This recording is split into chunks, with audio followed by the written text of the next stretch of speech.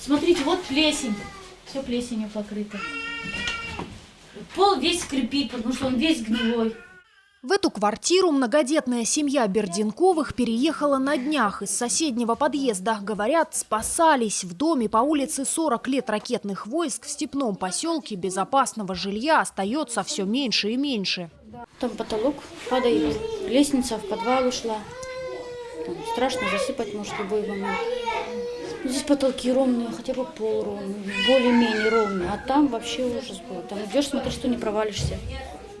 Квартиры в этой четырехэтажке предоставляют в социальный или коммерческий найм нуждающимся, переселенцам из аварийного жилья, людям с тяжелыми хроническими заболеваниями и многодетным семьям. Но вот заселяться сюда торопятся не все. Семья Никифоровых с 5 детьми отказалась от жилплощади в коммерческий найм, той самой, в которую Берденковы бежали из опасной квартиры соседнего подъезда. Я когда сюда приехала с детьми, я просто была в шоке. Я считаю, что это вообще аварийное жилье, и такое жилье, вообще даже в мыслях не должно быть, чтобы предлагать людям. Дом аварийным не считается. Аварийное жилье априори не может быть включено в жилой фонд муниципалитета. Необходимость ремонта собственник, городская администрация не отрицает. Но, дескать, чем богаты, то и распределяют.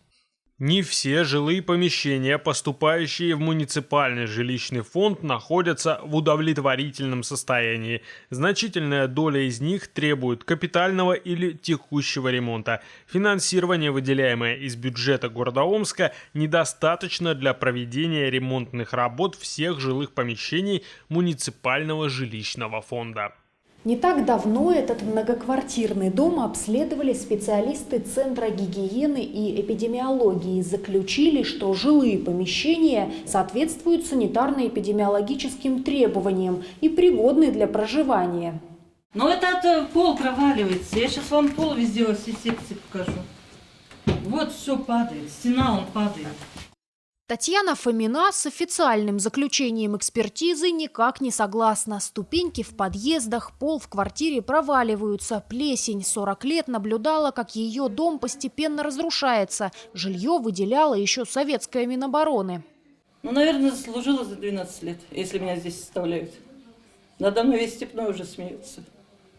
Что Танечка одна осталась в подъезде. В жилищном фонде есть и более благоустроенное жилье, но рассчитывать на него могут в основном те, кто добивался своего права получения муниципальных квадратных метров через суд, либо вне очереди определенные категории нуждающихся. Многодетные семьи к ним не относятся, потому для Никифоровых нет никаких гарантий, что следующее жилье, которое предложат для найма, не окажется хуже предыдущего. Елена Беляева, Юрий Репин, Первый городской телеканал.